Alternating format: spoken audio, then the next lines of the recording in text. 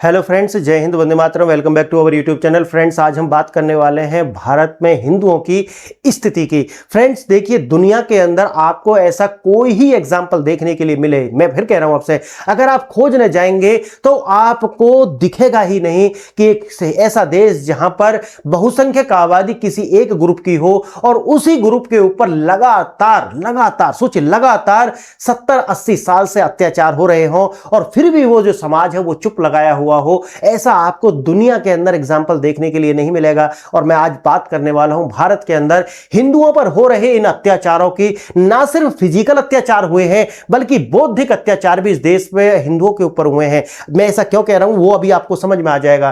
Friends, आज हम बात करने वाले हैं किस तरीका से बंगाल के अंदर एक रिपोर्ट आई है और उस रिपोर्ट ने पूरे धागे खोल करके रख दिए हैं। ममता बनर्जी सरकार उस समय जब थी तो उन्होंने बताया है कि किस तरीका से 2021 के ही अंदर किस प्रकार से ममता बनर्जी की जब सरकार आई थी तो किस प्रकार से महिलाओं पर अत्याचार हुए थे। आप समझिए इसे। देखिए, यह रिपोर्ट आई है, यह रिपोर्ट कॉल फॉर जस्टिस नामक नागरिक संस्था द्वारा 2021 के अंदर जारी की गई थी। और यह जो इसके जो अध्यक्ष थे वो सिक्किम उच्च न्यायालय के पूर्व न्यायाधीश जस्टिस यानी कि सेवानिवृत्त प्रमोद कोहली थे। जस्टिस प्रमोद कोहली रिपोर्ट भी इसे कहा जाता है। फैक्ट फाइंडिंग रिपोर्ट थी जिसके अंदर अलग अलग बातें बताई गई और बताया गया कि जब 2021 में सरकार चुन करके आती है ममता बनर्जी की, तो उसके बाद में हिंदुओं को टारगेट करके, हिंदुओं की जो महिला है उन्हें टारगेट करके बच्चों तक को नहीं बख्शा गया था। यह समझिए इस बात को 2021 में। और ऐसा मत समझना कि यह सिर्फ एक घटना है, ऐसी चेन्स ऑफ इवेंट है कि आपको देख करके शर्म आ जाएगी कि वास्तव में हिंदू बहुसंख्यक इस देश के अंदर है। उसके बाद अगर यह स्थिति है तो आप सोचिए कि पाकिस्तान में कैसे मिटाए गए होंगे और बांग्लादेश में क्या हो रहा होगा। बच्चों तक को नहीं बख्शा गया। वास्तव में आज हम इसकी पड़ताल भी करेंगे कि ऐसा क्या है हिंदू के अंदर कि वो शोषण उसका होता है, क्या ऐसा होता रहेगा, भविष्य क्या है, इसकी भी बात करेंगे। पहले इस रिपोर्ट की बात करते हैं। देखिए, यह घटना, यह सीमित दावा किया गया पश्चिम बंगाल के अंदर विधानसभा चुनाव के परिणाम के बाद हुई हिंसा। लगभग 15,000 घटना उसके अंदर रजिस्टर्ड की गई। कितनी? 15,000 घटनाएं। और याद रखना, ये सारी घटनाएं अगेंस्ट हिंदू थी। याद रखना, कितनी? अगेंस्ट हिंदू, यानी कि हिंदुओं के ही विरुद्ध थी। हिंदुओं को टारगेट करके, उनके घरों पर निशान लगा करके उनको टारगेट किया गया। देखिए, रिपोर्ट में बताया गया कि 7,000 महिलाओं के साथ क्या किया गया? छेड़छाड़ का मतलब है कहीं उनके साथ रेप किया गया, उनको हरास किया गया। जिस तरीका से महिलाओं को यूज किया जा सकता था वो किया गया। दुर्व्यवहार की का दावा किया गया। मृतक, इस हिंसा में 25 लोगों की जान जा चुकी थी, इसका दावा है। समय सीमा, यह हिंसा 2 मई 2021 के चुनाव परिणाम घोषित होने के बाद शुरू हुई और राज्य में 16 जिलों में यह जो है फैल गई, यानी कि 16 जिलों में जो है यह फैली है। ऐसा बहुत सारी जो रिपोर्ट्स हैं वो आई थी। अब देखिए, इसी के अंदर आप एक और देखेंगे, एक और दावा आप देखेंगे तो यह वो दावा है जहां पर शिलादित्य चौधरी जो है, ये जो मुख्यमंत्री ममता बनर्जी जो है, उनके उर्वरक की बढ़ती कीमतों और किसानों की स्थिति पूछने पर ही उनको जो है गिरफ्तार कर लिया गया और 14 दिनों तक, सोचिए 14 दिनों तक उनके ऊपर लगातार टॉर्चरबाजी की गई। और ये जो व्यक्ति है ये पहले ममता बनर्जी के समर्थक थे, लेकिन बाद में इन्हें लगा कि हमारा जो है वो, हम तो ठग चुके हैं। ममता बनर्जी जो नारा देकर के आई थी वो उसे पूरा ही नहीं कर रही हैं। इसके बाद अगर इसने ममता बनर्जी के खिलाफ बोला तो उन्होंने उठा करके इसे जेल में ठूस दिया और इस पर अत्याचार किए। फ्रेंड्स, आप इसे, अब देखिए, ये तो कुछ एग्जांपल मैंने अभी आपको बताए हैं। आप अब थोड़ा इसकी गहराई में जाइए। आखिर ऐसा क्या है कि आप देखेंगे बंगाल के अंदर हो, बंगाल के अंदर जो ये घटना हुई है, क्या बंगाल का इतिहास इतना ही है? आप जानते होंगे 1946 में डायरेक्ट एक्शन डे को आप देख लीजिए कि वहां पर क्या हुआ था। नोआखाली का आप देख लीजिए, या अभी बंगाल के अंदर अभी भी लगातार जब ये सब तक, अब देखिए अब नई सरकार आई है तो अब तो बदल रहा है सारा कुछ, लेकिन जब तक ये सरकार नहीं आई थी तब तक भी हिंदुओं को टारगेट कर करके उनको जो है खत्म किया जा रहा था। उनके ऊपर अत्याचार, भाग भाग करके लोग असम जा रहे थे। अब सोचिए, असम भाग गए थे लोग 2021 के चुनाव की जो जिस तरीका से हिंसा और हिंदुओं को टारगेट करके। अगर आप देखेंगे तो कश्मीर के अंदर किस प्रकार से जो कश्मीरी पंडित हैं उनका एक्सोडस 5 बार, सोचिए 5 बार, और 1991 में तो गालिब और चालिब जो है कि भैया यहां चले छोड़ जाइए अपनी महिलाओं को और आप यहां से निकल जाइए, क्योंकि हम बनाएंगे पाकिस्तान हिंदुओं के बिना, हिंदुओं महिलाओं के साथ। सोचिए ये जो है नारे दिए जा रहे थे मस्जिदों से,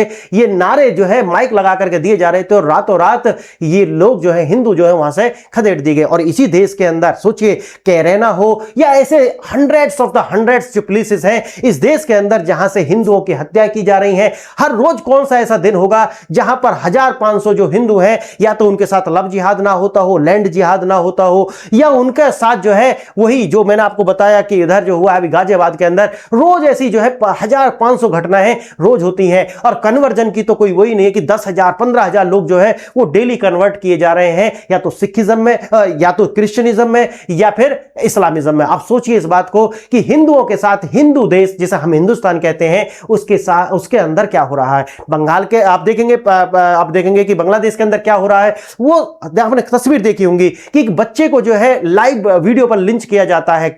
समझिए आप पाकिस्तान में तो उन्होंने खत्म ही कर दिया कि कोई भी बच्ची को उठा लेते हैं, उसे कलमा पढ़ाते हैं और उसकी जो है कह देते हैं कि भैया सरिया लॉ है, इसलिए पाकिस्तान का कोर्ट कुछ नहीं कर सकता, कलमा पढ़ लिया मुसलमान हो गई, उसकी शादी किसी से भी करा देते हैं। या आप सोचिए हिंदुओं के साथ वहां जो हो रहा है वो तो समझ में आता है कि भाई मुसलमान है, अगर इस देश में मुसलमान जो है सत्ता में अगर कभी भी ऐसे तो नहीं आएंगे, अगर आते हैं तो इस देश में भी वही होगा, क्योंकि वो उनकी किताबों ने सिखाती हैं, उनका रिलीजन उन्हें जो है जिसे हम मजहब कहते हैं, मजहब की यही तो खूबसूरती है कि वो दूसरों को कैसे निपटाया जाता है ये भी सिखाता है। अगर नहीं सिखाता तो कैसे पाकिस्तान से खत्म हो गए, कैसे अफगानिस्तान से खत्म हो गए, कैसे बांग्लादेश से लगातार खत्म हो रहे हैं, और कैसे इस देश के अंदर जहां पर भी इनकी पॉपुलेशन बढ़ती है वहां से हिंदू जो है वो खत्म हो जाता है। कैसे?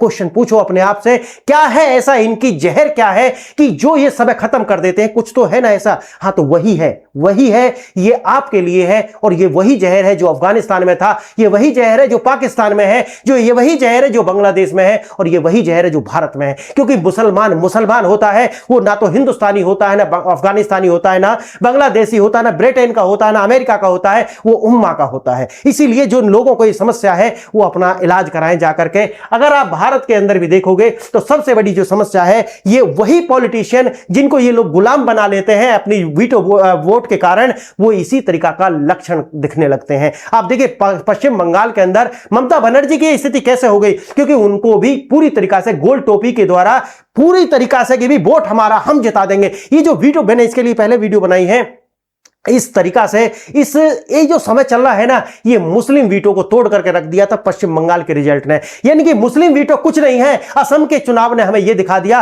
कि मुस्लिम वीटो कुछ नहीं होता। अगर आप 33% हो, 37% हो, या जीतेगा तो हिंदू ही। याद रखना इस बात को, तुम्हारा अस्तित्व तब तक है जब तक आप सिर्फ और सिर्फ तुम्हारा जो नेता है वो एक हिंदू है। नहीं तो आप देखिए ना, कश्मीर के अंदर जब अमर अब्दुल्ला जो है वो मुख्यमंत्री था, 1991 का जो हिंदू जेनोसाइड है वो तभी हुआ था। याद रखना इस बात को, ये इसकी आइडियोलॉजी है भाई। वो देखो इंसान सब अच्छे हैं, मैं किसी भी मुसलमान की आलोचना नहीं करता, क्योंकि इंसान तो सही है।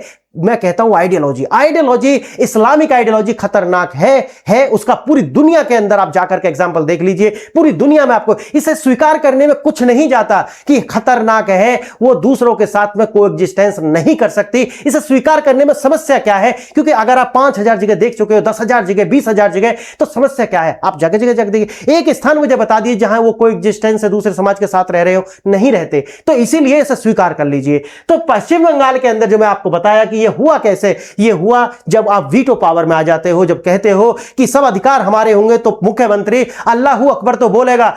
मुख्यमंत्री आप देखोगे वो नमाज पढ़ेगा, लेकिन एक बंदा जब उसके सामने जय श्री राम बोल देगा तो उसको घरों में से खींच करके उसे जेल में डाल देगा। जय श्री राम से दिक्कत है। उनके जो नेता हैं, उनके जो विधायक हैं, वो शिवलिंग को कंडम पहनाते हुए आपको दिख जाएंगे। उनके जो सांसद, उनके जो विधायक हैं, वो हिंदुओं को गाली देते हुए आपको दिख जाएंगे। उनके सांसद और जो उनके विधायक हैं वो हिंदू प्रतीकों का अपमान करते हुए दिख जाएंगे। उनके जो सांसद और विधायक हैं वो हिंदू मनुष्यों का ही शोषण करते हुए दिख जाएंगे। उसका कारण है ये वोट बैंक। ये जो वोट बैंक है, इस्लामिक वोट बैंक जो है, वो आपको बौद्धिक रूप से खत्म कर देता है। आप यूपी के अंदर समाजवादी पार्टी को देखिए, केंद्र में आप कांग्रेस को देखिए, और सत्ता में जहां भी आप जाएंगे पूरी तरीका से, वो कहने को वो हिंदू है लेकिन वो पूरी तरीका से उनका विचार जो है वो बदल चुके हैं, आइडियोलॉजी चेंज हो चुकी है। लेकिन खतना भी हो चुका हो तो, क्योंकि वो तो पेंट के अंदर किसी दिखता नहीं, लेकिन करा चुके हैं। बौद्धिक खतना तो पक्का हो चुका है, क्योंकि वो कहते संविधान, लेकिन संविधान में कहां लिखा है भाई ये सब?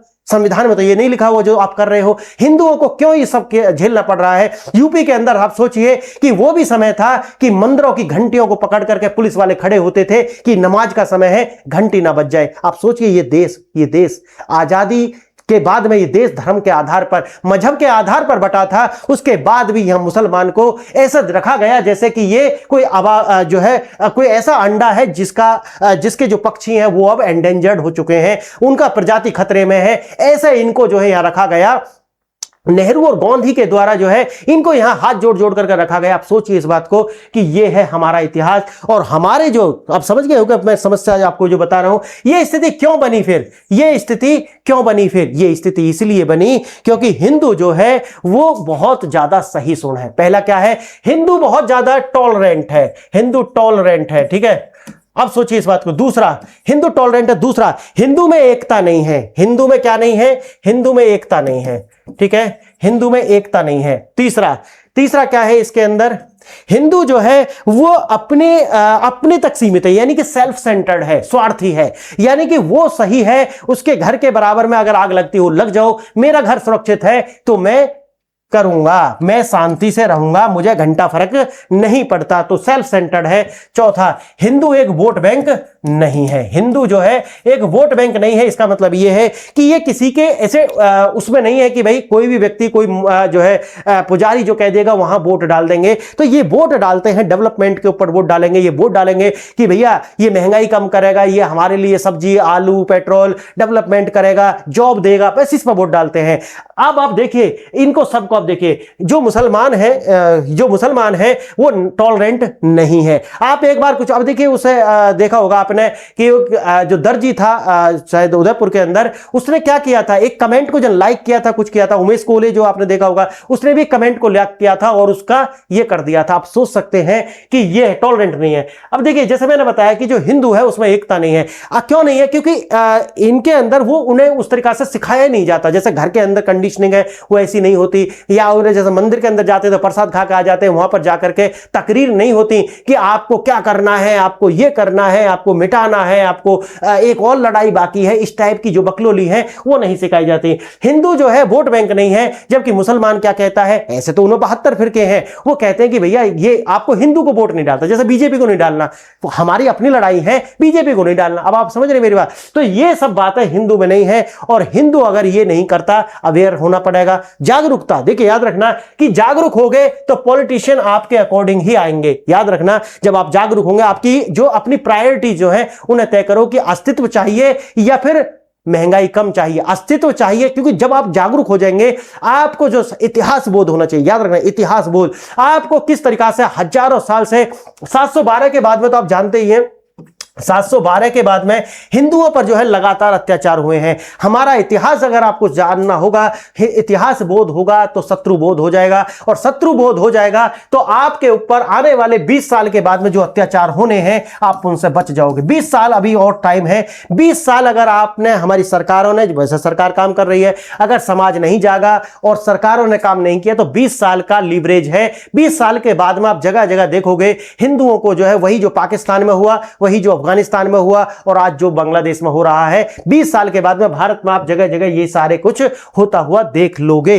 तो फ्रेंड्स, हिंदुस्तान के अंदर हिंदू भूमि के ऊपर हिंदुओं की क्या स्थिति है वो मैंने आपको बताई, और क्यों है ये मैंने आपको बताई। करना क्या है? इतिहास बोध करो, इतिहास जानो कि वास्तव में हिंदुओं को किस तरीका से इस देश के अंदर आकर के बाहर से आतिताइयों ने हमको जो है गुलाम बना करके रखा, हमारी बहन बेटियों को हरम के अंदर रखा, हमारे ऊपर जो है शासन किया, अत्याचार किए, और आज उनकी जो संतानें हैं वो इस देश के अंदर एक पैरेलल सोसाइटी बना करके रह रही है। और संविधान क्या कहता है? एकता रखनी है, एकता अखंडता रखनी है। लेकिन पैरेलल सोसाइटी जो है, आप देखिए इस देश के अंदर 2 समाज बन चुके हैं, 3 समाज बन चुके हैं। क्रिश्चियन का अलग समाज है, वो हिंदू के साथ नहीं जाता। मुसलमान का अलग ही समाज है, वो हिंदू के साथ नहीं जाता। आप सोचिए जिनकी वैल्यूज अलग हैं, ये समाज कैसे एक रह पाएगा? मुझे लगता है कि सरकारों को ठोक पीट करके, इनका इलाज बांध करके हिंदू हिंदुस्तान का नागरिक वही होगा जो इस देश की वैल्यू करेगा। अभी देखा ना आपने कि हिंदुस्तान का जो सिटीजनशिप का क्या परिमाण है,